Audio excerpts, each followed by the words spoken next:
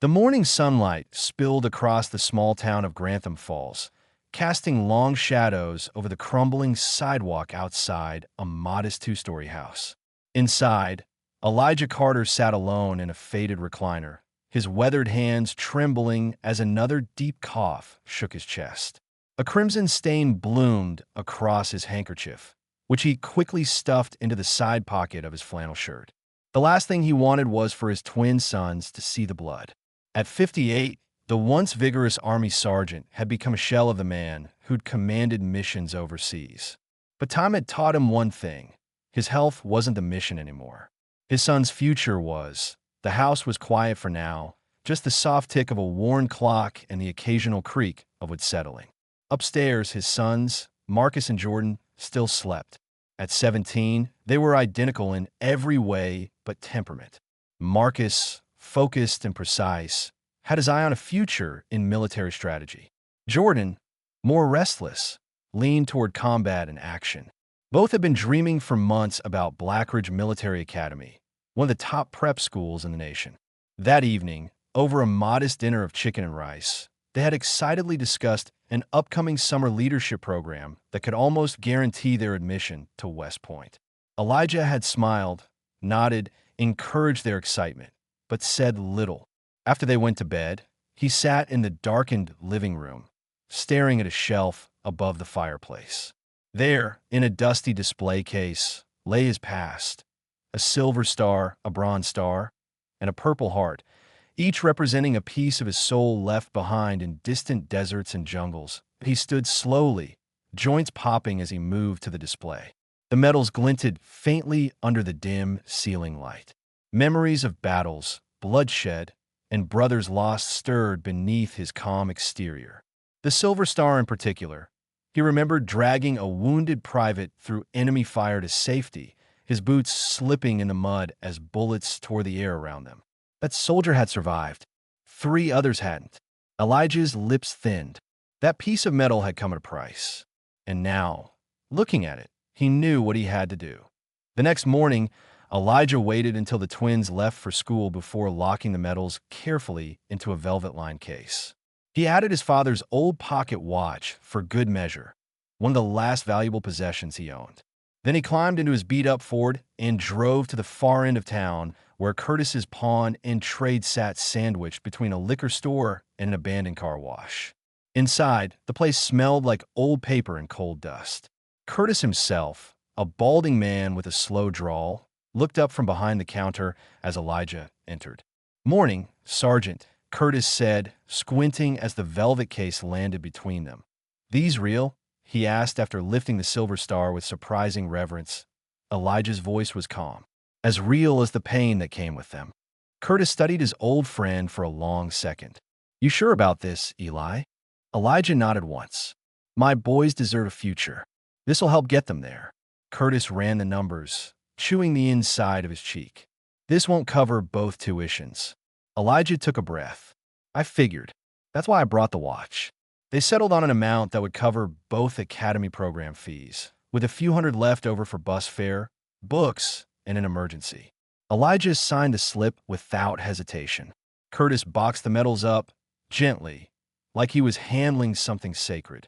As Elijah turned to leave, the pawnbroker said, "I'll keep them safe, just in case." Elijah didn't look back. "I won't be coming for them." That night, Marcus and Jordan tore into envelopes with trembling hands. Inside were brochures, forms, and acceptance letters to the summer leadership program at Blackridge. "How did you?" Marcus asked, stunned. "A foundation," Elijah lied smoothly. "Supports veterans' kids. They came through." Jordan hooped, practically bouncing off the furniture. "I told you, man.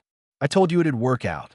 Elijah smiled as they celebrated, pretending his lungs didn't feel like they were filled with gravel, pretending he didn't taste metal every time he breathed deeply. Pretending was a soldier's skill. Later, after the boys went to bed, he sat alone watching grainy footage from a worn VHS tape. Young soldiers laughing, joking in a foreign land. There was a younger Elijah in the corner of the frame, arm around a fellow soldier named Reed, the two of them yelling something at the camera before it cut to static that a deep, rattling cough bent him double. and when he pulled his hand away, there was more blood than before. He wiped it on his pants, then leaned back with a sigh. The VA clinic had told him months ago he needed more testing. Possibly something serious. Maybe cancer. But he hadn't gone back. Couldn't afford it. Not when the twins still had dreams left to chase. Outside, the wind rustled through the barren trees. Snow was coming, and the roof still had holes he hadn't patched. But his boys had a shot now. That was enough. Before we continue the story, if you're new here, please consider subscribing to our channel. It really helps us keep making stories like this. The early snow came heavier than expected, coating the streets of Grantham Falls in a thick white blanket that muffled sound and slowed everything down. Inside the Carter house, Marcus and Jordan buzzed with excitement as they prepared for their leadership prep camp at Blackridge Military Academy. Their duffel bags were packed days in advance, shoes polished, schedules memorized. Elijah helped them with the finishing touches, brushing lint from their jackets and straightening creases in their pants like a drill sergeant before inspection. The pride on his face was genuine, but behind it was fatigue. His steps were slower now, his breathing more shallow. Every chore seemed to take twice the effort, yet he hit it well, just as he had learned to do in the Army years ago. That evening, the living room table was scattered with brochures, test prep books, and maps of the academy grounds. Jordan sprawled across the couch, bouncing a tennis ball off the wall in rhythm with his thoughts. Lieutenant Briggs told me they might even let us shadow some West Point cadets if we rank high enough in the midterm evals, he said, his voice full of anticipation. Marcus, seated cross-legged on the floor, barely looked up from the syllabus he was studying. That's if we qualify for honors rotation. We need perfect discipline, top scores, and physical endurance. You always got to turn everything into a checklist, Jordan teased, grinning. Someone has to keep us from screwing up. Marcus shot back, half joking. From his chair, Elijah chuckled softly. Keep pushing each other, but don't forget to pull each other up, too. Marcus glanced up. You okay, Dad? Elijah nodded, smiling. Just tired. Old bones don't like the cold. He didn't mention the burning in his chest or the fact that even walking upstairs now left him dizzy. Instead, he watched his sons like a man taking mental photographs, etching their faces, their voices, their youthful energy into his mind, as if afraid it might all disappear that a few days later, the bus to Blackridge was scheduled to leave from the downtown transit center. Elijah insisted on driving them. The station was crowded, full of families hugging goodbye, parents handing off last-minute care packages, instructors checking names on clipboards. Elijah parked the truck and stepped out, wind cutting through his coat like it wasn't there. But he stood tall. As the boys unloaded their bags, Elijah reached into his pocket and handed each of them a small, well-worn coin. What's this? Marcus asked, turning it over. Challenge coin, Elijah said, his voice steady despite the lump in his throat. My unit passed these out before every mission. Not about superstition. It was about remembering who you represent. Jordan closed his fingers around his coin like it was something sacred. We'll make you proud. You already have, Elijah whispered. Hugging them one by one, the bus roared to life. Elijah stepped back, raising his hand in a slow salute. Marcus and Jordan stood at the windows, their faces pressed to the glass as the vehicle pulled away. Elijah didn't lower his hand until it disappeared around the corner. Then, slowly, he walked back to the truck, slid into the seat, and let the silence fold around him. That afternoon, the house was painfully quiet. He sat in his recliner, staring at the wall where the medals used to be. The shelf was bare now, and the empty space reminded him more of absence than honor. He picked up the remote and turned on the local news, only half listening until the anchor mentioned a segment on military families. He muted the volume and leaned back, letting the hum of the television fill the room. IT wasn't long before a knock came at the door. Elijah opened it to find a young boy standing on the porch, Jalen Whitmore, from 2 houses down. The boy was about 14, lanky and soft-spoken, with eyes too serious for his age. Hey, Mr. Carter, Jalen said. You said I could help you with that carving project sometime? Elijah blinked, then remembered the promise he'd made months ago. Sure, cool mean. They headed to the workshop in the garage, a space filled with the smell of cedar and linseed oil. Elijah handed the boy a piece of wood and showed him how to sand with the grain. Take your time. Let the wood tell you what it wants to be. You always say stuff like that, Jalen said with a crooked smile. Elijah smiled back. Because it's true. Craftsmanship isn't about force, it's about patience. As they worked in companionable silence, Jalen finally spoke again. I saw your medals once. My mom said you were a hero. Elijah paused mid-sand, staring at the unfinished eagle in his hands. The real heroes, they usually don't come back. But you did. Not all of me, he murmured, almost too softly to hear. They kept working until the light faded from the garage window. Elijah gave Jalen a pat on the shoulder and a wrapped sandwich for the road. Next time we'll start on the wings. After the boy left, Elijah walked slowly back inside. He fixed a small bowl of soup and settled into his chair with the intent to rest, but his eyes drifted to the calendar on the wall. A red circle marked a doctor's appointment he'd skipped. Again, the VA had followed up twice, reminding him that his bronchitis could turn into something worse if left untreated. He knew they were right, but he also knew he had just enough left to finish what he started. He pulled open a drawer and stared down at a thick envelope containing the academy's first tuition invoice. Even with the money from the pawn shop, it would be tight. He had just enough to get them through the summer program. Beyond that, he didn't know. But what he did know, what he'd always known, was that his boys would stand taller than he ever had. 2 weeks passed, and with each sunrise, Elijah Carter felt the effort of movement increase. Simple things like bending to tie his boots or walking to the mailbox left him breathless. Yet, every time the phone rang and it was one of the twins calling for Blackridge, his voice carried no hint of the pain gripping his chest. They called often, sometimes separately, sometimes together, reporting stories from camp with a mixture of awe and exhaustion. Marcus had been appointed squad leader within the first few days. Jordan had broken a time record on the obstacle course. Their pride was contagious, and Elijah clung to those calls like lifelines. One evening, after a particularly long coughing spell that left him dizzy and nauseated, Elijah finally pulled out the folder from the VA clinic. The referral for further pulmonary testing was still inside, untouched. He stared at it for a long time, then slid it back into the drawer. He had made a promise to himself. If it ever got so bad that he couldn't walk to the workshop, then, and only then, he'd consider treatment. Until then, his time, his breath, and his remaining strength belonged to the mission. Get Marcus and Jordan through the academy. At 8T, the local bank, he sat across from a loan officer named Jennifer Lang. She was polite but impersonal, a professional smile carefully fixed in place. Her eyes flicked from his worn coat to the faded ink on his discharge papers. "I'm sorry, Mr. Carter," she said, pushing the papers back toward him. "Based on your current income and outstanding medical bills, we're unable to approve the line of credit. Even if I put the house up?" Elijah asked, already knowing the answer. "I wouldn't advise that," she replied gently, "especially not at your age and in your condition." He gathered the paperwork with a silent nod, thanked her for her time, and walked out without looking back. Outside, snow flurries floated on a bitter wind. Elijah climbed into his truck and sat there for a long time, hands clenched on the steering wheel. The tuition deadline for the fall semester at Blackridge was approaching. The money he'd gotten from the pawn shop had covered the summer program, but fall was another beast entirely.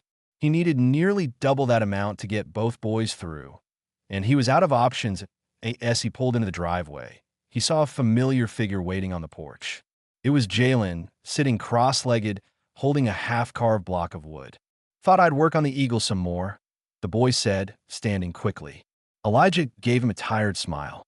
"Come on in. I could use the help." They spent the next 2 hours shaping the wings of the eagle together. Elijah's hands were slower now, the tremor more noticeable, but Jalen didn't say a word about it. He simply worked, occasionally glancing up to check on the older man. "You think I could ever be in the Army?" Jalen asked suddenly. Elijah set down his chisel. "Why do you want to?" "I don't know. I want to do something that matters." "You don't need a uniform to matter, son," Elijah said softly. "But if you ever wear one, make sure you remember that it's not the medals or the rank that define a soldier. It's the choices." Jalen nodded solemnly, filing the edge of the wing in silence. Later that night, alone again, Elijah pulled an old shoebox from beneath his bed. Inside were handwritten letters, photographs of his unit, and a grainy video cassette labeled FOB Remus, Operation Dawnfire. He didn't need to watch it. He remembered everything. The mission, the confusion, the order to hold position, the screams in the radio as civilians poured from the village that intelligence had deemed a hostile stronghold. He remembered disobeying that order, charging into the line of fire to pull a little girl and her brother from the wreckage. And he remembered the price. Reed, the soldier in the tape, didn't make it out. Neither did their interpreter or the medevac pilot. The Silver Star citation made it sound cleaner than it was. Gallantry in the face of enemy fire. It left out the part where he'd been threatened with court-martial, where he'd been quietly forced out before things got loud. But now, all these years later, he still believed he'd done the right thing. The phone rang. It was Jordan, calling just to tell him they'd been invited to represent their camp at a special leadership summit in Washington, D.C. Marcus had already submitted their application packet. "We're a team, Dad," Jordan said. "We always will be." Elijah swallowed a lump in his throat. "You sure are. And a damn fine one." After the call ended, Elijah leaned back, staring at the ceiling fan spinning slowly overhead. The pain in his chest flared again, sharp and unrelenting, but he didn't cry out. Instead, he whispered to the dark, "Stay with me a little longer, just until they're standing on their own." He drifted to sleep in the chair, the shoebox still open at his feet. The days blurred into one another as summer gave way to a humid, amber-toned autumn. With every passing week, the Carter house grew quieter, emptier. The photos on the mantel, once background decoration, now served as daily reminders of what Elijah was fighting for. Marcus in his formal uniform, Jordan holding up his certificate of completion from the Blackridge Summer Program. They both called regularly, but there was something about hearing their voices without seeing their faces that left Elijah feeling both proud and painfully distant. He would hang up the phone and immediately feel the weight of his isolation settle back on his shoulders like an invisible pack from his soldiering days, one afternoon, while cleaning out an old cabinet for firewood space. Elijah found a dusty VHS player tucked behind a stack of newspapers. He pulled it out, wiped it down, and popped in the tape from the shoebox, FOB Remus. The screen flickered with age, the grainy image of young soldiers horsing around in the sand appearing in black and white snow. The background was full of noise, rotor blades, radio chatter, laughter. There was Elijah, younger, bolder, smiling as he helped another soldier. Reed tightened a belt strap. Then came the moment. The recording cut to the aftermath. Smoke, blood, yelling. "Get her! Get her now!" someone shouted. Elijah watched as his younger self charged in a frame, scooping up a small child from the rubble, shielding her with his body. Bullets zipped past. Explosions thudded in the background. The screen flashed and cut to static. It was all there, just enough to remind him of the chaos, not enough to tell the full story that he sat back, silent. That little girl, he never learned her name, but she'd been the reason he disobeyed orders. The reason he'd accepted a forced retirement in exchange for silence.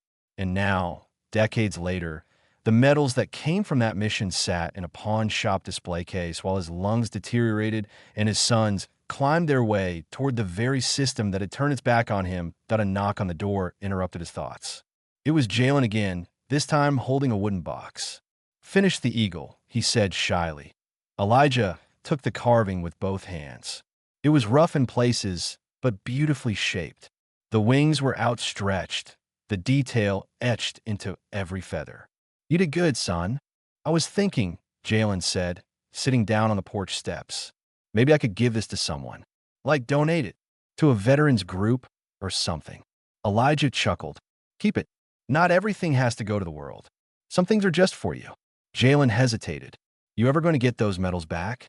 Elijah looked out at the horizon. "No. I already got what I wanted from them." That night, while sipping lukewarm tea and rereading one of Jordan's emails, Elijah's phone buzzed with an unfamiliar number. He answered cautiously. "Sergeant Carter," came a crisp, clear voice. "This is Lieutenant Avery Brooks from Blackridge Academy.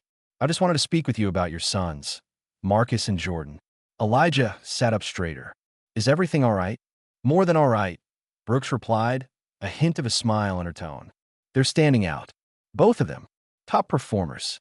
We've never had twin candidates simultaneously rank in the top 3 across all categories. Elijah let out a breath he didn't realize he'd been holding.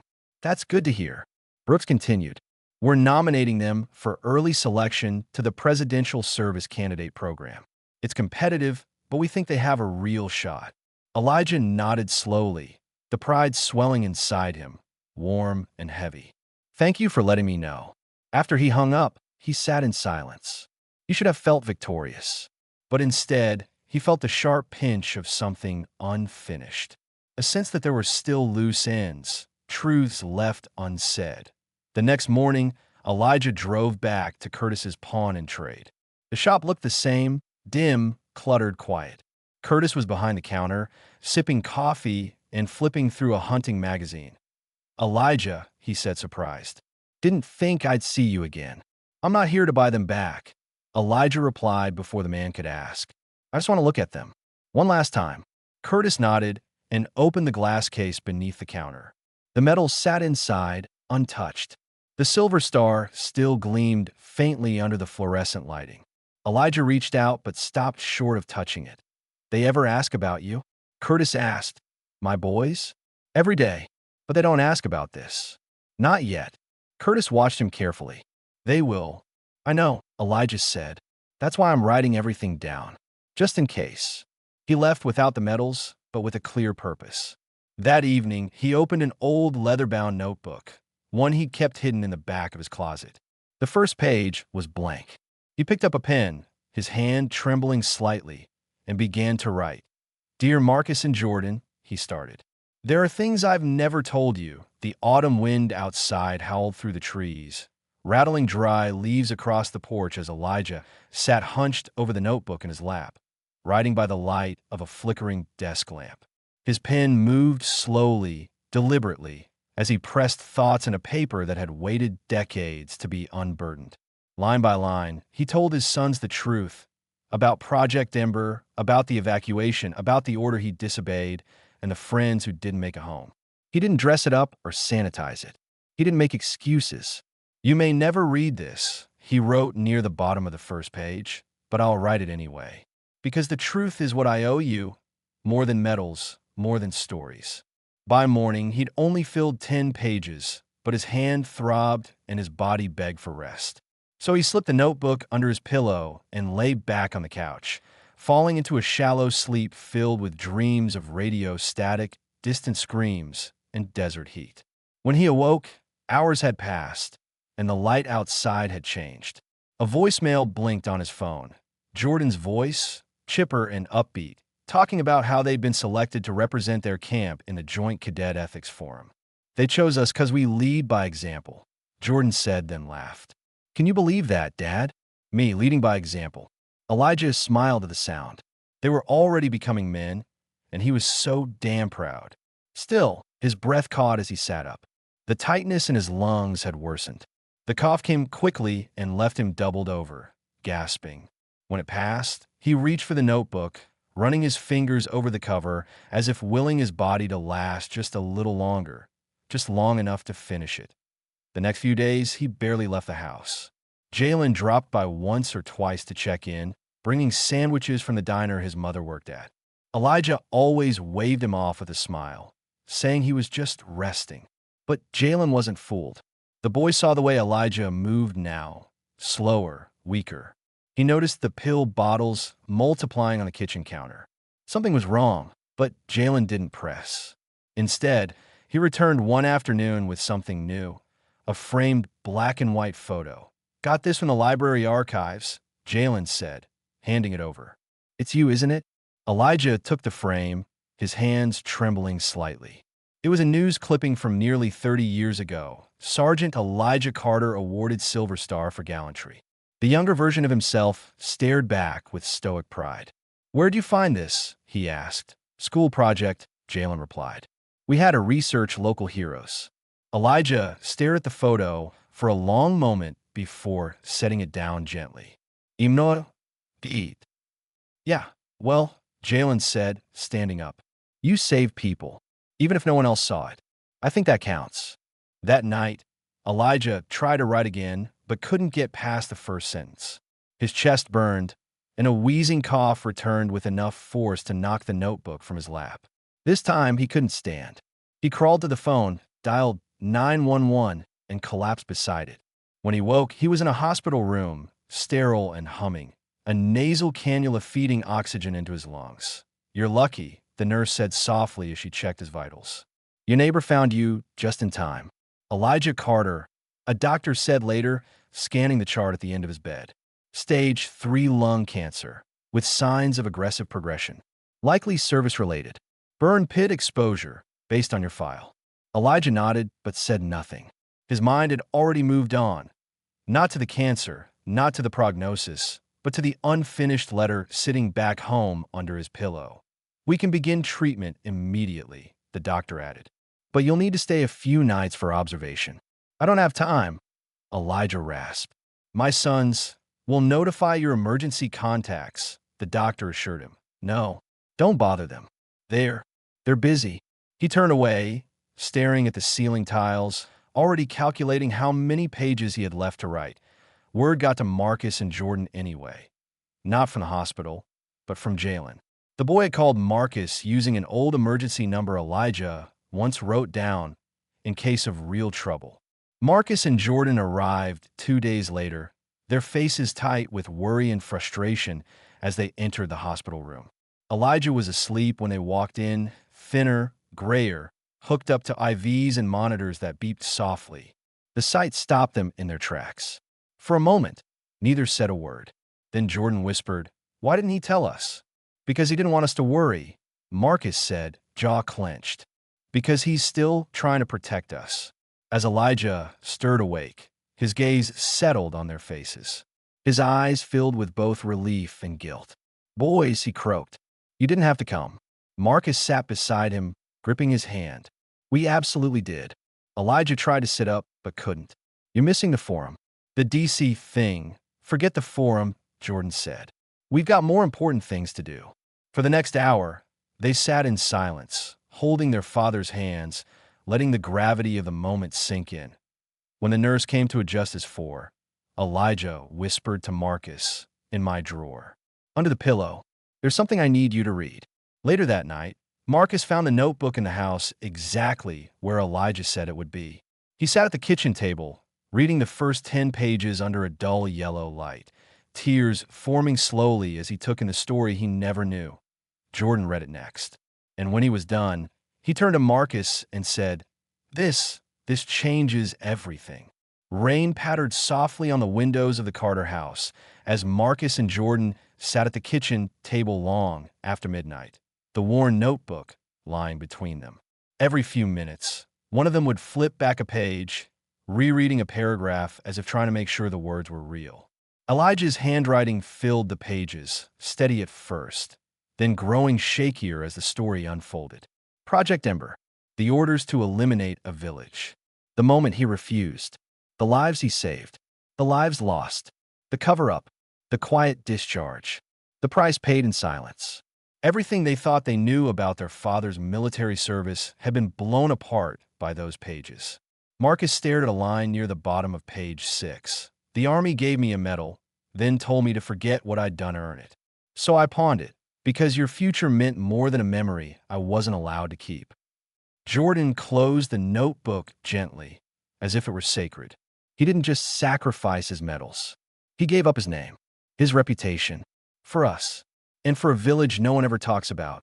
Marcus added, "A village that doesn't even exist on the record." They sat in silence for a moment, processing the weight of their father's confession. Then Marcus stood abruptly. "We can't keep this to ourselves."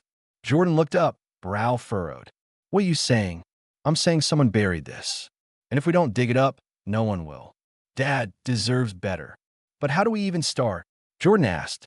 "We're cadets, not investigators." "We don't have to be," Marcus said, already pulling out his phone. "There are people who'd care about this. Journalists, advocates, maybe even folks inside the military who still have a conscience." Before the night ended, Marcus drafted an encrypted message to a contact he remembered from a summer ethics lecture. Avery Donnelly, a retired intelligence analyst who now worked with whistleblower protection groups. He didn't include the notebook itself, just a brief summary, carefully written, with one photo of the page mentioning Project Ember. Then he hit send. Meanwhile, back at the hospital, Elijah drifted in and out of sleep, unaware of the storm his words had begun to stir. Nurses came and went quietly, adjusting machines and checking vitals, but the old soldier barely noticed. His dreams were muddled, a mix of helicopters, fire, and the sound of children crying. Occasionally, he whispered names: Reed, Jamal, Lieutenant King, names that hadn't been spoken aloud in decades. When Marcus and Jordan returned the next morning, Elijah opened his eyes and tried to smile. "Back already? You thought we'd just leave you here?" Jordan asked, pulling up a chair. "I'm glad you found it," Elijah said softly. "The notebook." Marcus sat on the edge of the bed. "Why didn't you tell us sooner?" "I didn't want it to change how you saw me," Elijah admitted. "I didn't want it to distract you from what you're building." Jordan leaned forward. "Dad, the fact that you made that choice, it's the reason we want to serve. Not the medals, not the school, the integrity." A nurse entered then, interrupting gently with news of more scans and a new round of pain medication. Elijah nodded, but his eyes remained fixed on his sons. "Whatever happens next, you remember who you are, not who they say you should be." Later that day, Marcus received a reply from Avery Donnelly. The message was simple: "I've heard whispers about Ember. Never had proof. Until now. We need to talk. Privately." He attached a secure video link and scheduled a call for that evening. As the boys sat outside the hospital cafeteria under a cloudy sky, Marcus took the call while Jordan kept watch. Avery Donnelly's face appeared, gray hair, wire-rimmed glasses, and an expression of intense focus. "You boys have no idea what you've walked into." "We didn't walk into anything," Marcus said evenly. "We were born into it." Avery nodded. "Fair enough. Listen, Project Ember was a black site op off the books. There were rumors for years: soldiers disobeying orders, civilians saved, mission gone sideways. But the Pentagon buried it deep, and the contractor involved, Armstrong Strategic Group, they're huge now. Political reach, billions in defense deals. I thought it was called Armitage Solutions," Marcus said. "Was. They rebranded. Standard move when you're hiding something," Avery explained. "If you have more documentation, anything connecting your father to the mission, I can take this to the right people. Whistleblower protection won't touch classified materials, but journalists will."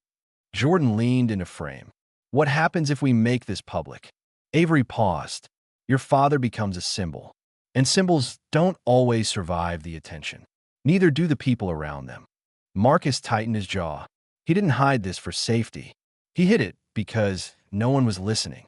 Now someone will. Avery nodded again, this time with a hint of admiration.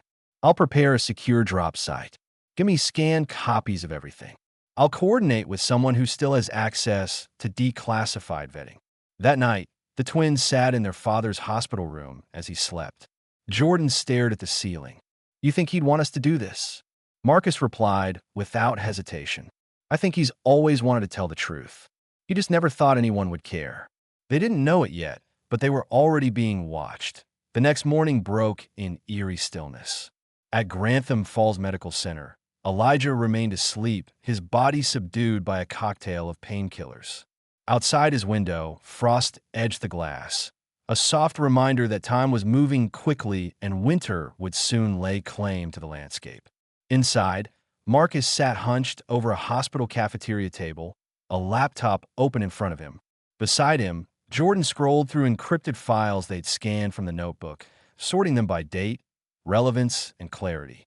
Each document felt like a puzzle piece. Each memory their father wrote about became more vivid.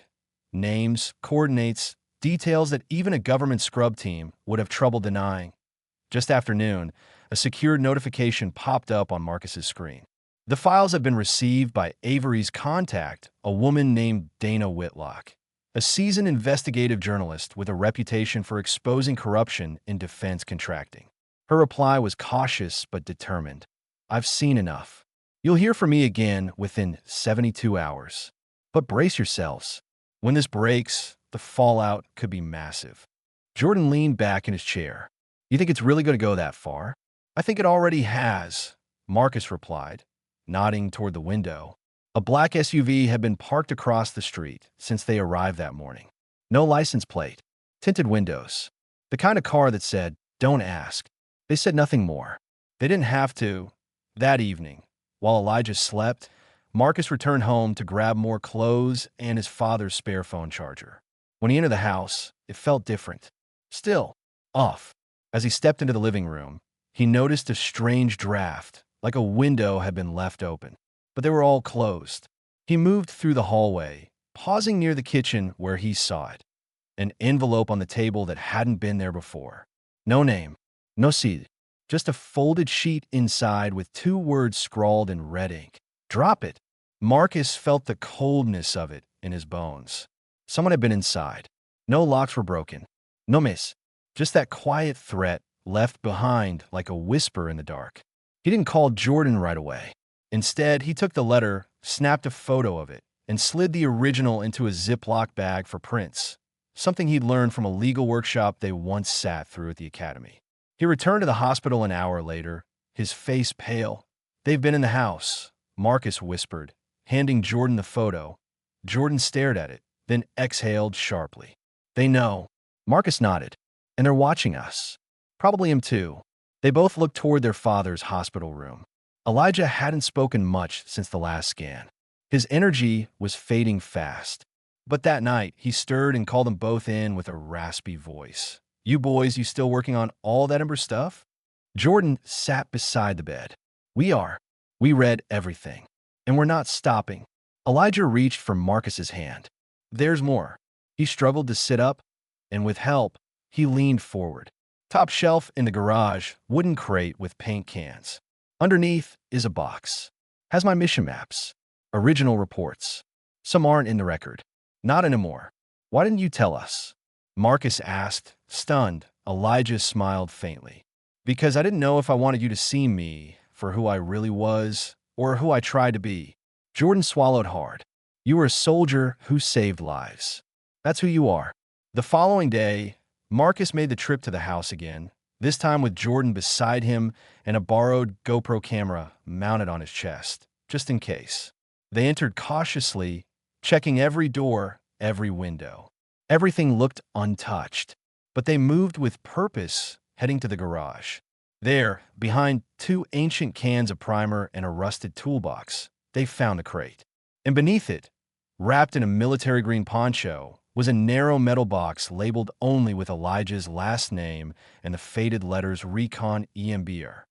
Inside were original mission briefings, aerial photos, a GPS tracker with saved coordinates, and then a sealed envelope containing a faded but legible personnel report, marked confidential, with a list of unit names.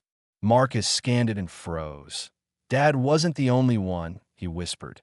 The names included not just Elijah, but also several other soldiers, men who, according to official records, had either been reassigned or honorably retired. But one name stood out, Captain Avery Bishop. Not a friend, not an officer Elijah had ever spoken of. But according to this, the commanding officer who gave the original order to suppress all evidence of the civilian village. Jordan looked at the folder and then at Marcus. "We've got the blueprint of the cover-up." Marcus nodded. "And that means we're not the only ones who know." That evening, they returned to the hospital and told Elijah what they'd found. For the first time in days, something flickered behind his tired eyes. A glimmer of fight.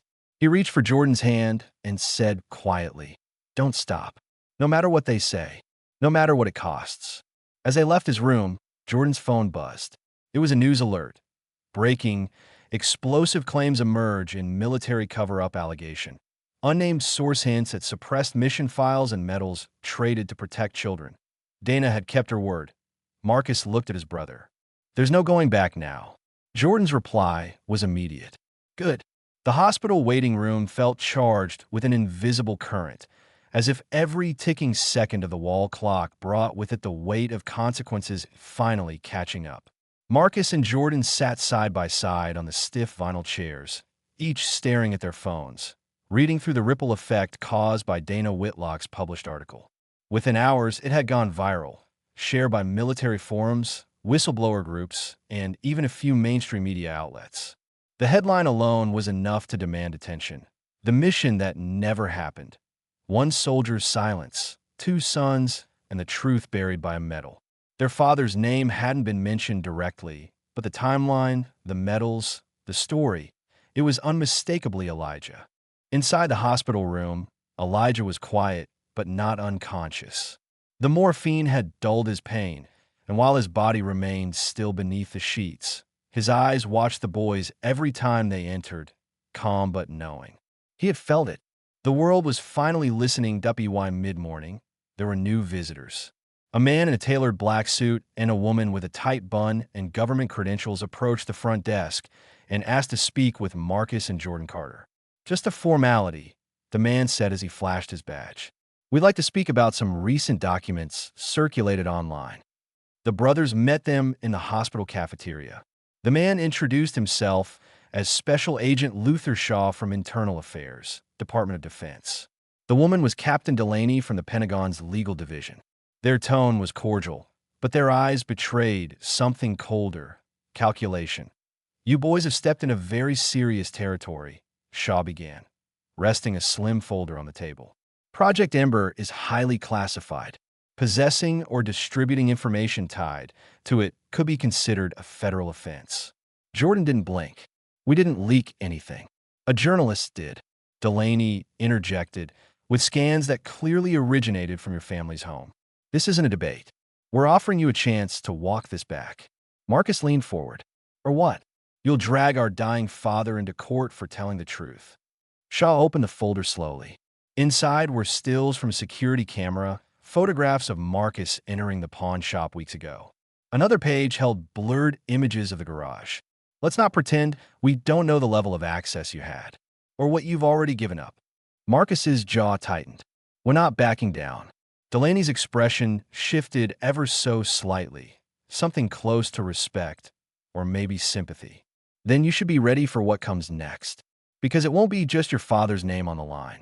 Later, as the agents left without arresting them, but clearly intending to return, Marcus and Jordan stood at the edge of the parking lot, watching the SUV pull away. A quiet anger settled between them. Not fear, but resolve. They're trying to scare us, Marcus muttered. And it almost worked. We need help, Jordan replied. More than just journalists. We need someone with authority who still gives a damn. That evening, Jordan reached out to an old instructor from Blackridge, Colonel Sarah Kavanaugh, retired Army, known for her no-nonsense ethics lectures. She picked up after 3 rings. Jordan Carter, she said. What the hell have you boys gotten yourselves into? Something real, Jordan said. And we have proof. But we're being threatened. There was a pause on the line. Then her voice came back steel hard. Send me what you have. All of it. And meet me in D.C. tomorrow. There's someone you need to talk to. At the hospital, Elijah stirred again. His voice was raspy but clear as they returned to his bedside. Was it worth it? He asked. Jordan took his hand. Dad, it's only just begun. But people are listening now. They know something happened. They want to know more. Elijah exhaled slowly. Then tell them everything.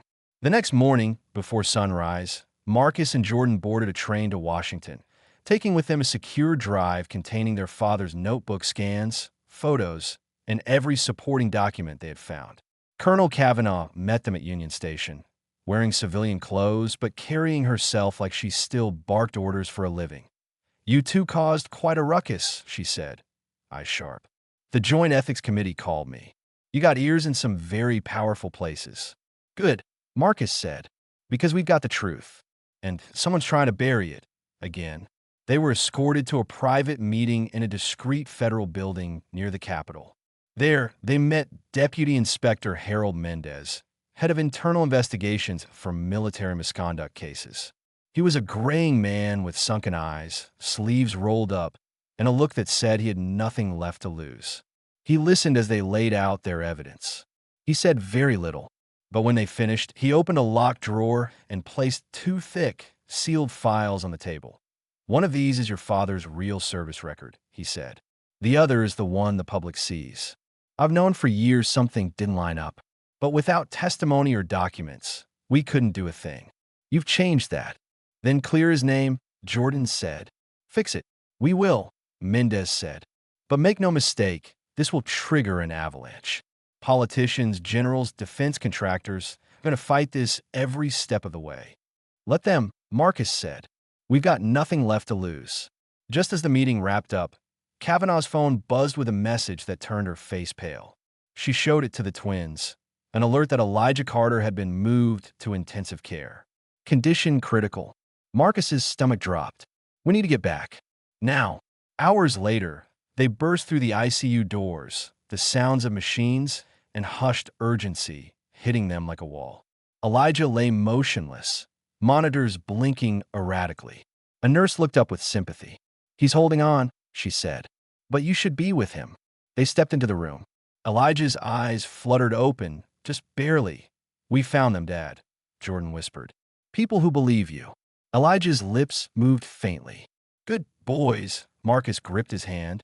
It's not over yet. Elijah's breathing grew shallow. His eyelids drifted closed. But he was still alive, still holding on. For them. And outside, the first wave of public reckoning had already begun. The wind outside howled with winter's edge, rattling the hospital's windows as Marcus and Jordan kept silent vigil at their father's bedside. The machines hissed and beeped with a rhythm they had memorized by now, each sound carrying its own weight. Elijah hadn't spoken in hours, but he was still fighting, still breathing. His body weak, but his presence steady. It was as if some part of him knew the world was finally listening, and he wasn't ready to let go until the truth had settled in the light. The media storm was growing faster than anyone had predicted. The next morning, Dana Whitlock published a second exposé, this time naming names. She included transcribed portions of Elijah's handwritten confession, screenshots of mission logs, and, most damning, a copy of the original suppression order bearing Captain Avery Bishop's name. The response was immediate and explosive.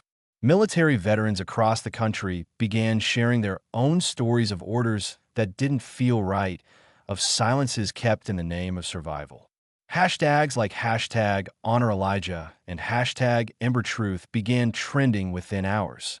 Senator Linda Bowers, chairwoman of the Senate Armed Services Committee, called for an emergency review. She issued a televised statement from the Capitol steps. If what has come to light about Project Ember is true, we're looking at one of the most significant breaches of military ethics in modern history. We owe the American people transparency, and we owe Sergeant Elijah Carter our full attention. Back at the hospital, Marcus stepped out for a moment to catch his breath. He hadn't slept properly in days. His phone buzzed again, but this time it was a name he hadn't expected. Ava Carter. Not a relative, someone new, someone connected. He answered. Marcus Carter? Came a voice, steady, mature female. Yes? My name is Ava Carter. I serve with your father in the 58th Recon Unit. He saved my life, and I have something to give you. She didn't wait for questions. I've emailed a secure file. It contains the missing pieces, communications logs, redacted orders, biometric scans that prove civilian presence in the Ember Zone. It's enough to bury everyone who tried to cover this up. Why now? Marcus asked quietly. Because I've been living in fear for 30 years, she replied. But watching your father risk everything for the truth, watching you and your brother finish what he started, I realized something. Hiding doesn't make you safe. It just makes you irrelevant. Marcus thanked her and hung up. He rushed back to Elijah's room, the file already downloading onto his laptop. As he entered, Jordan looked up, hopeful. I think we've got it, Marcus said. The whole damn thing. That night, Deputy Inspector Mendez called them from his office. His voice was quiet, but there was an energy in it they hadn't heard before. I've reviewed the data, he said. It's real. All of it. This goes all the way to the top, senior officials, a few still active, others in private contracting. I've begun a classified inquiry. But I'm also forwarding a report to the office of the president. If ever there was a time to push for a posthumous Medal of Honor, it's now. Jordan felt his throat tighten. He's still alive. Mendez paused. Then let's hope we don't have to call it posthumous. 2 days later, the White House released a statement. It was brief but historic. We are aware of the allegations surrounding Sergeant Elijah Carter and the operation codenamed Project Ember. In light of new evidence, the Department of Defense is launching a full-scale investigation into the events described. Sergeant Carter's case is being reviewed for the highest possible commendation. The news rippled outward like a stone thrown into still water. For the first time, a long-buried injustice wasn't just being whispered about. It was being shouted from rooftops that on the fourth night, something miraculous happened. Elijah woke up. That IT was brief, minutes at most, but when he opened his eyes and saw his son sitting beside him, a slow, fragile smile spread across his face. "Still here," he whispered. "We know, Dad," Jordan said, taking his hand. "And so is the truth." Elijah blinked slowly, then looked toward the window. Snow had started to fall, gentle flakes dancing in the streetlights. He exhaled, slow and deliberate. "Tell me they know." "They know," Marcus said. "All of it." Outside, a crowd had gathered for a candlelight vigil. Word had spread through veteran networks and military families. Hundreds came. Some drove from states away. They stood silently with candles and flags, facing the hospital with solemn reverence. Some held signs that read, "Justice for Carter. Truth before orders. Medals don't silence honor." At the heart of it all, Jalen stood among them, holding the wooden eagle he had carved with Elijah. The wings, polished and proud, caught the faint glow of candlelight. Inside, Marcus and Jordan gently told their father what was happening. About Ava's testimony, about the files, about the people finally speaking up. Elijah's eyes welled with tears, but he didn't speak. He simply reached for their hands and squeezed, once, firmly. The next morning, the Secretary of the Army called personally. He spoke with Marcus and Jordan in the hospital conference room.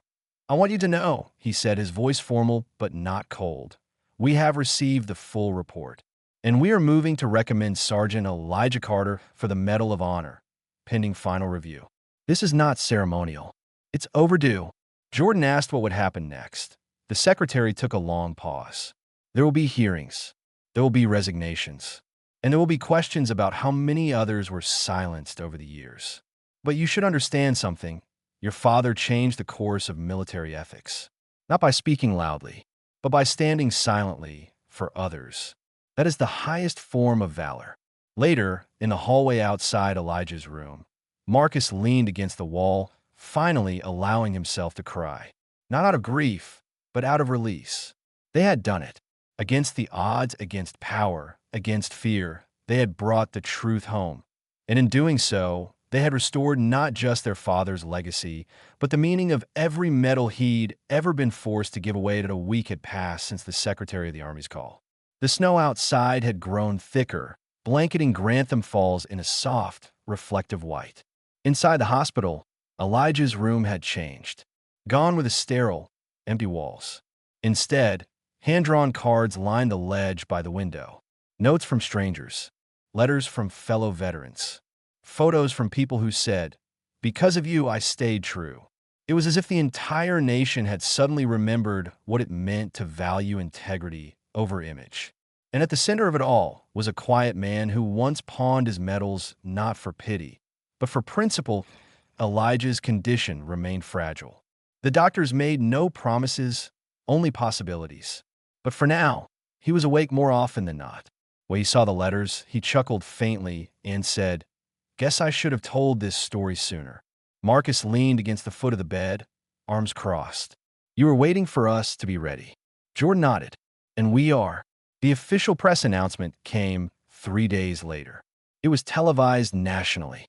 A podium on the White House lawn, the seal of the Department of Defense behind it. President Abigail Moore stood tall, her voice steady. "Today, we recognize the extraordinary service and moral courage of Sergeant Elijah Carter, a man who defied an unlawful order, saved innocent lives, and carried the burden of silence so others could live freely. His story, hidden for decades, now stands as a lesson for future generations. In recognition of his actions during Operation Ember and the price he paid to protect the truth, we hereby award him, posthumously or not, the United States Medal of Honor. Applause erupted on every channel. Elijah watched it all from his hospital bed, barely able to lift his hand to his chest, where a nurse had pinned a replica of the medal earlier that morning. His eyes filled with tears, not because he needed the validation, but because for the first time, the world had honored the part of him that he thought would die in silence. Across the country, news anchors dissected every detail. Major networks ran retrospectives. Analysts debated how many other operations like Ember had been buried. But for Marcus and Jordan, all the noise faded into something simpler. Peace. That weekend, a formal ceremony was held in Washington, D.C. Elijah, too weak to travel, watched via live stream from his room. His sons attended in his place. Colonel Sarah Kavanaugh stood beside them as they took the stage and received the medal on his behalf. Dana Whitlock was there too, now a household name, praised for refusing to bury a story too important to ignore. After the ceremony, Marcus and Jordan returned to the hospital, placed the velvet metal box beside their father, and told him everything. Elijah touched the box with a trembling hand, then closed his eyes. "I didn't do it for this," he whispered. "We know," Jordan said. "But it belongs to you anyway." In the days that followed, Elijah began to weaken again. His doctors explained gently that his lungs were failing. Treatment options were limited. "He's not in pain," they said, "but he's tired." The boys took turns staying at his side. Jalen visited, bringing the wooden eagle again and placing it on the windowsill. "Everyone in town's talking about you," he told Elijah. "You're a legend now." Elijah smiled softly. Just a man who did the right thing. The morning he passed, the world held its breath. Flags across the country were lowered to half-mast. Veterans gathered in parks, holding moments of silence. In a military cemetery on the edge of Grantham Falls, preparations quietly began. But Marcus and Jordan knew their father didn't want a military funeral full of gun salutes and stiff speeches. He wanted peace, simplicity, and so, the day they laid him to rest, the service was small but deeply human. Just family, close friends, fellow soldiers, and townspeople who had watched Elijah Carter for years without ever really seeing him. Jordan stepped forward, a folded flag in his hands. "My father was the kind of man who would give up everything for people he never met. And he did. But what he gave us, me and Marcus, was more than sacrifice. He gave us purpose," Marcus added. "And now it's our turn to carry that forward." They placed the Medal of Honor beside his headstone, not because he needed it in death, but because the world needed to remember why it mattered in life. Weeks later, a new initiative was launched, the Elijah Carter Fellowship for Ethical Leadership. Backed by the Department of Defense and civilian donors, it funded research, education, and support for veterans facing moral injury, those who had made the right choice in impossible circumstances. Marcus and Jordan were invited to speak at its inaugural event. Standing beneath a banner that read, "Courage without compromise," they told their father's story once again. Not to glorify it, but to pass it on, because legacy isn't measured by medals or ceremonies, it's measured by the truth you leave behind. Spring arrived in Grantham Falls with quiet promise. The snow had melted, the trees stood bare but budding, and birds returned to perch on the power lines above Main Street, singing as if nothing had changed. But everything had. The town was no longer just a sleepy spot on a map. It was now known as the home of a man whose story had forced a nation to confront its conscience. The military cemetery at the edge of town had a new plaque, polished weekly by volunteers. It read, "Sergeant Elijah Carter, Truth Before Silence. Valor Beyond Command. 1956, 2025." At the foot of his headstone sat something no one dared remove. The wooden eagle carved by Jalen, its wings stretched wide in quiet tribute. Flowers came often, not just from locals, but from strangers who had driven hundreds of miles after reading his story. Veterans, students, even commanders, some anonymous, some known, who had once followed orders they never questioned, until now. Marcus and Jordan returned home, not broken, but reborn. They moved back into their father's house, not to escape the world, but to build something new. The living room became a research den. The garage, once filled with dust and old paint cans, was now a studio for their new project, documenting stories like their fathers. Stories buried beneath medals and silence. Stories aching to be heard. They called it the Ember Project. Each episode featured a new veteran, a new voice. Soldiers who had wrestled with orders. Medics who had risked court-martial to treat civilians. Officers who stood alone against corruption. And the message was always the same. Doing the right thing should never come at the cost of your soul. Within months, the project gained traction. National networks asked for interviews. Universities requested guest lectures. But Marcus and Jordan never turned it into a spectacle. It wasn't about fame. It was about finishing what their father started. One afternoon, Jordan found an old cassette buried in a shoebox beneath Elijah's bed. A tape recorder sat beside it. He popped the tape in, and the room filled with their father's voice, rough, grounded, but calm. "If you're hearing this," Elijah began, "it means I didn't get to finish the story in person. That's all right. Some stories aren't meant to be finished by the one who starts them." He paused, as if collecting his thoughts. "I want you boys to know, I never once regretted what I did. Not in the village. Not when I pawned those medals. Not when I stayed quiet. The only thing I wish I had done sooner was believe that the truth mattered enough to speak up." Jordan and Marcus sat in silence, eyes misty, not interrupting the recording. "Elijah Carter isn't a hero," the voice continued. "He's just a man who chose people over politics, who remembered that every uniform is still worn by a human being, that orders are only honorable when they serve something bigger than fear." There was a soft click. The tape ended. The next day, Marcus uploaded the full recording to the Ember Project site, titling it Dad's Last Lesson. It reached 1 million views in 2 days. As dusk fell one evening, Jordan stood on the porch, watching the sky fade from gold to navy.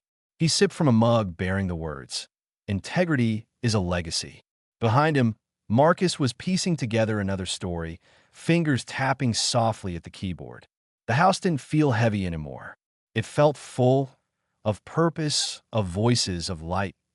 In a few weeks, they traveled to the Capitol again. This time not to testify, but to stand beside the newly unveiled Elijah Carter Memorial Library for Military Ethics and Justice.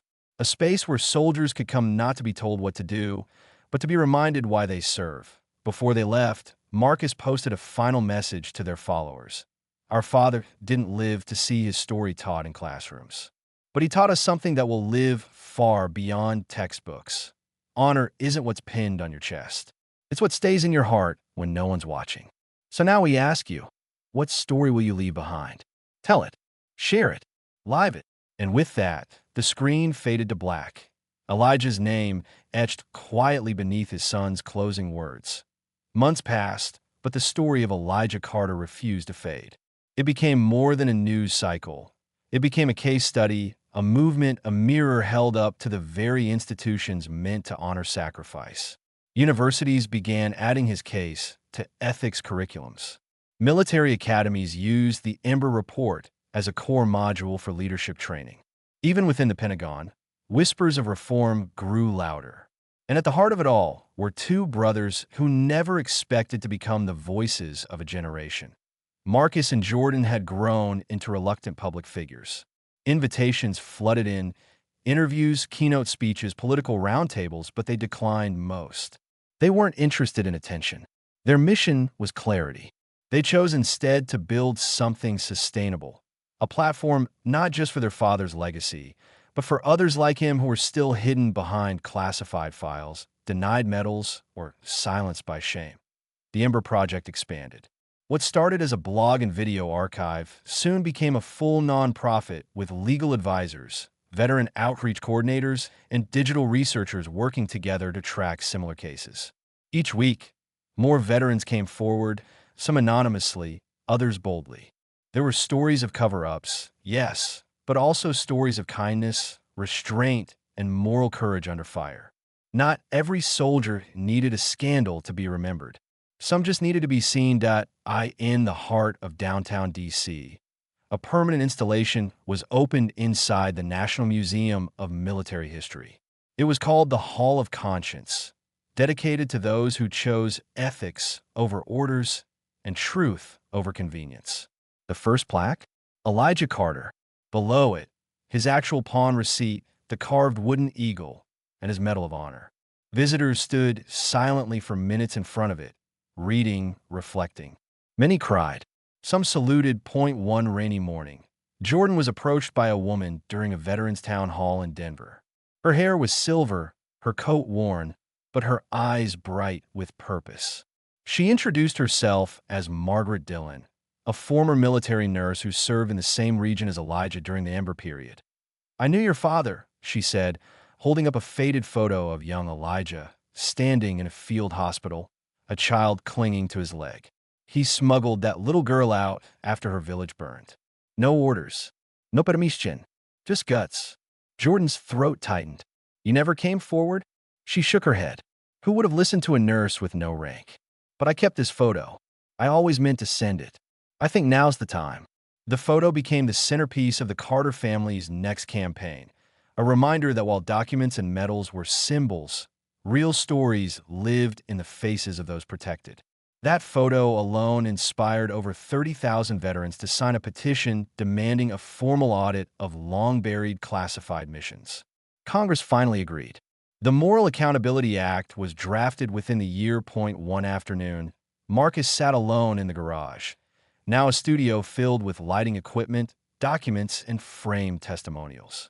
He looked around at the space that once housed his father's silence. Now, it rang with the voices of hundreds. A knock came at the door. It was Jalen, now a young man studying political science, wearing a university hoodie and holding a thumb drive. "You said if I ever wanted to tell my story, you'd help," he said. Marcus nodded. "Of course. I want to talk about my mom. She didn't serve, but she kept 3 soldiers from freezing to death one winter. Gave them her own blankets while hiding in a basement. I think that's bravery too." Marcus smiled. "It absolutely is." Jalen's story was uploaded the following week. It became the most shared Ember Project video to date.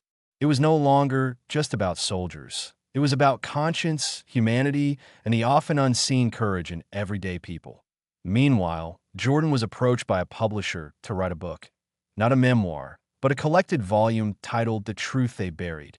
It would include his father's letters, interviews from soldiers who broke ranks for the right reasons, and reflections on the cost of moral clarity. At first, Jordan hesitated, but he kept remembering Elijah's voice from the cassette. Some stories aren't meant to be finished by the one who starts them. He agreed.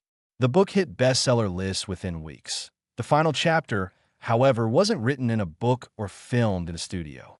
It happened in a small courtroom in Southern Virginia, where a 78-year-old former colonel named Avery Bishop finally stood trial for obstruction of justice, conspiracy to destroy evidence, and abuse of military power. His defense team tried to argue he had only followed the chain of command.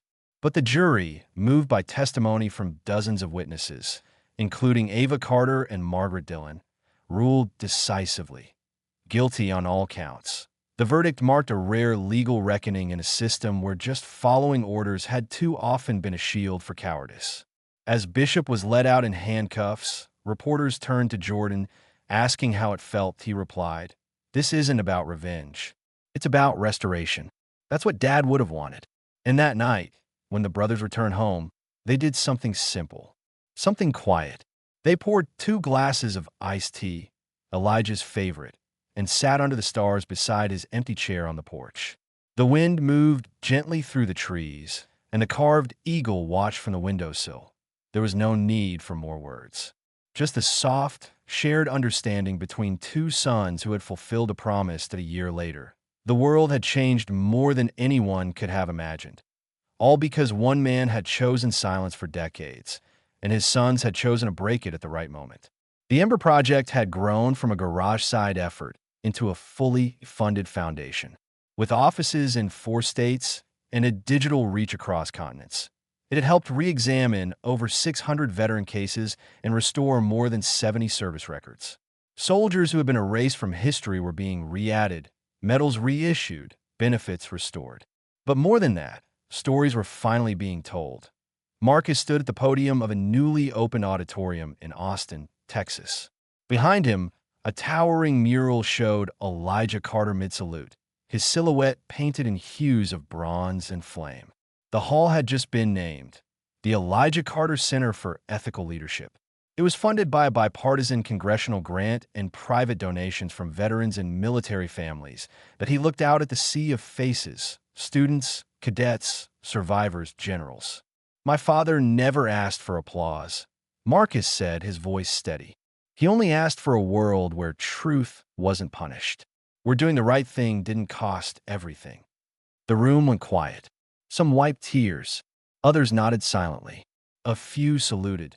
Back home in Grantham Falls, the house felt more alive than ever. Jordan had taken to teaching local ethics workshops for teens and RDC cadets, often sitting them down at the same kitchen table where Elijah once fixed broken radios and read the newspaper in silence. He would hold up his father's notebook, the original, and say, "This isn't just paper. It's a compass. If you ever get lost in command, this will help you find your way back." The story of Elijah Carter had even reached across borders. Letters poured in from soldiers in Canada, the UK, Australia, many of whom faced similar silencing in their own armed forces.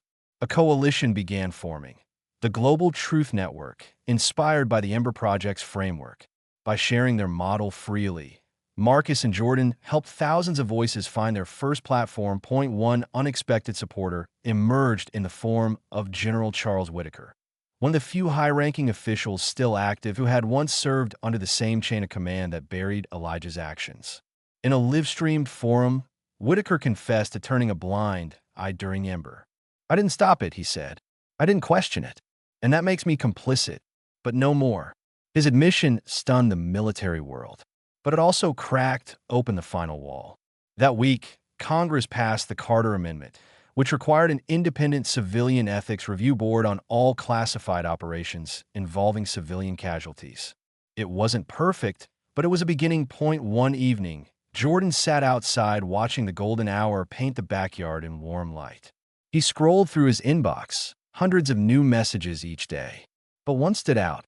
The subject line read, "He never forgot what your father did." The message came from a man named Tien Lu, now a prominent physician in Seattle. Attached was a photo, a little boy, barefoot and scared, standing beside Elijah Carter in a war-torn village, his hand resting on the boy's shoulder. The email read, "I was 5 years old. He carried me across the river when our home was destroyed. He didn't speak Vietnamese, and I didn't speak English, but I knew I was safe. I owe my life to your father. For years I couldn't find him. Now I finally know his name. Thank you for giving me the chance to say it. Thank you, Sergeant Carter." Marcus printed it out and placed it in a frame beside Elijah's Medal of Honor. Another voice, another echo, another ripple in the legacy they had been entrusted to carry. In that moment, they realized something profound. This wasn't just about clearing Elijah's name anymore. This was about creating a permanent echo chamber for decency, for every quiet act of courage history had forgotten. The following week, Jordan traveled to speak at West Point. It was the most daunting speech of his life, not because of the rank in the room, but because of what he felt standing where the future leaders of war and peace sat watching. He began with a story, not about war, but about a pawn shop. My father stood in front of a glass counter with a medal in his hand. The man behind the counter offered him $50. Dad smiled and said, "It's not worth more than that unless people know what it cost." He walked out without the cash, but with his dignity. That's the day I understood what real honor looks like. The silence that followed was heavy, respectful, and then applause, long and loud.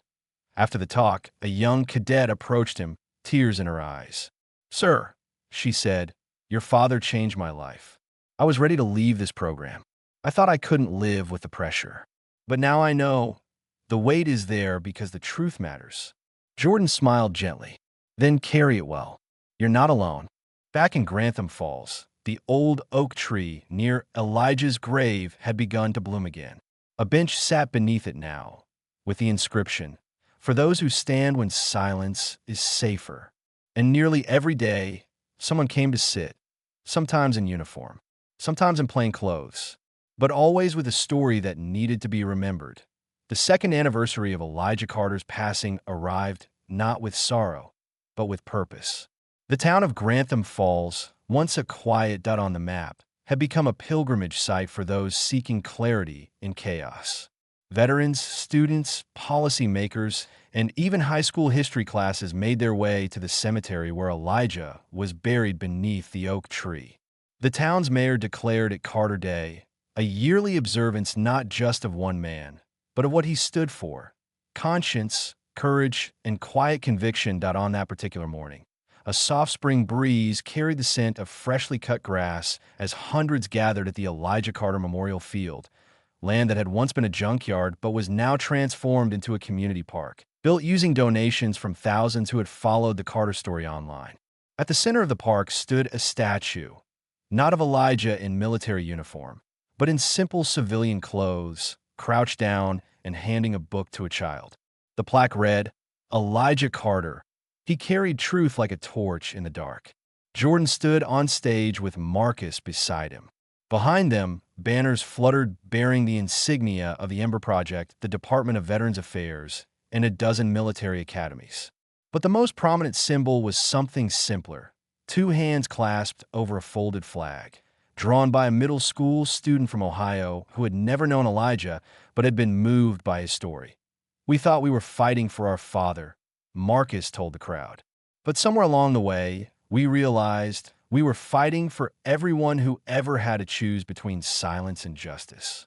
The audience included generals, governors, and Gold Star families. Some had traveled cross-country to be there. Others had never met a Carter, but felt like they knew them. As Marcus finished, Jordan stepped forward with something in his hands: a leather-bound book, the first official volume of the Carter Archive, a living record of soldiers who stood up when it counted. "This is not the end of the story," Jordan said. "This is where it begins for the next generation. And if you've ever wondered whether one act of truth can outlive the man who made it, look around." He held the book up high as applause thundered across the field. But the most moving moment of the day came after the ceremony, when a boy no older than 9 approached Marcus. He wore a worn hoodie and held something behind his back. When Marcus knelt to his level, the boy said, "My dad said your dad was a hero, and I want to be like that too." Then he handed Marcus a drawing: Elijah's statue, surrounded by flames, but with the fire illuminating the path ahead. Marcus swallowed hard. "You already are, buddy." That night, a live-streamed segment aired nationwide. It featured a conversation between Jordan and Dana Whitlock, who had since become an advocate for ethical journalism and founded the Carter Ethics Institute for Investigative Reporting. Looking back, she asked him, "Do you think your father would have done anything differently?" Jordan paused. Maybe he'd have spoken sooner, but I think he knew the world wouldn't have been ready. He waited until he'd raised 2 sons who were. Dana nodded. "And now that the world has heard him, what's your message to those still waiting for their stories to be told?" Jordan looked directly into the camera. "Don't wait for permission. Don't wait for medals. If what you saw or lived through matters, say it. The truth may sleep, but it doesn't die." That single line was quoted in newspapers the next morning. It became the unofficial motto of the Ember Project. Back at home, the brothers found themselves walking through their father's study one evening. The room had barely changed, his desk still neatly stacked, a half-used notepad still resting by an old calculator. On impulse, Jordan opened the drawer where Elijah used to keep his private things. Inside was a small velvet box they had never noticed before. Marcus opened it slowly. Inside was a ring, gold, simple, and engraved with 3 words inside the band: "For when they're ready." They didn't know if he meant them or the world. Maybe both. That weekend, they added the ring to the Carter display at the Hall of Conscience in D.C., placing it beside the notebook and the original mission patch from Operation Ember. Beneath it, a new inscription was added: "Truth waits, but it never forgets." As they stood in the exhibit, a young intern nearby asked them quietly, "Do you ever get tired of telling this story?" Marcus shook his head gently. "No, because every time we tell it, someone else realizes they're not alone." Outside the museum, children ran across the lawn. A family paused to take a photo beside the Carter statue. Somewhere in the distance, a trumpet played, soft, slow, almost like a lullaby, and the brothers stood still, not in mourning, but in quiet fulfillment. Because the story they had fought to tell was no longer just their father's, It belonged to the world now 0.5 years after Elijah Carter's story first broke through the silence. The world had changed. Not overnight, not perfectly, but undeniably.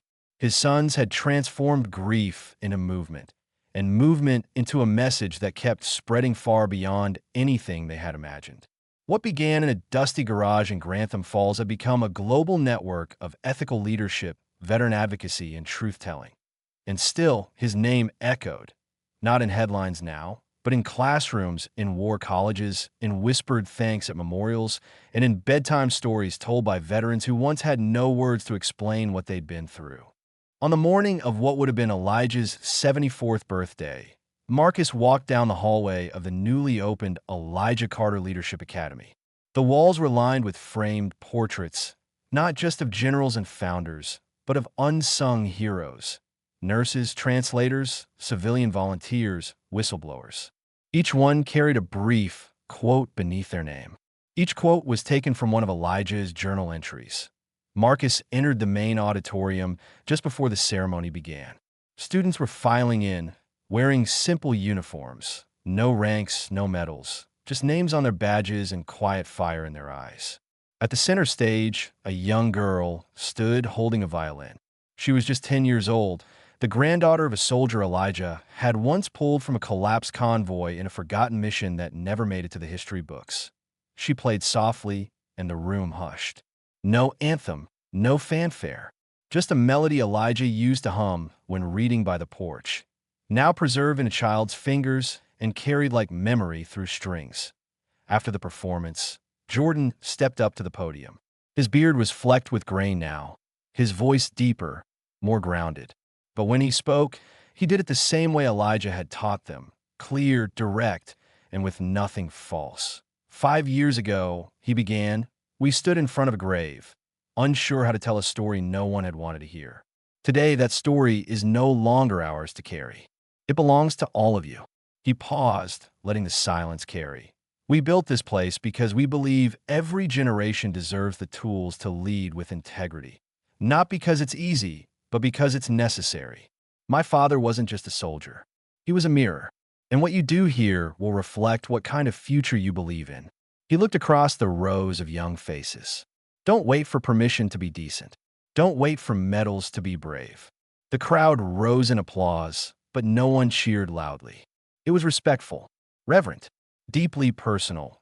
Later that evening, after the campus emptied and the lights dimmed, Marcus and Jordan walked through the school gardens where a new tree had been planted. It was an oak, grown from a sapling taken from the one beside Elijah's grave. A plaque read, "Grown from truth, rooted in courage." Beside the plaque, a bench-borne inscription in Elijah's handwriting, taken from his final notebook. Teach them not just how to lead. Teach them why. Jordan sat for a moment, watching the wind ruffle the young leaves. You think he'd be proud? Marcus asked. Jordan smiled faintly. I think he'd tell us to stop talking about him and get back to work. They laughed quietly in the distance. A group of students walked past carrying sketch pads and field journals, preparing for a project on ethical dilemmas in command. None of them had met Elijah Carter, but all of them were shaped by a shadow. In his light point, one student turned back and waved at the brothers. Thank for this place, she called. Jordan waved back. It's yours now. And as the evening deepened, the garden lights flickered on, casting golden halos across the branches of a tree that would one day tower over generations. Back in their childhood home, now preserved as a living museum, a quiet recording played in the background.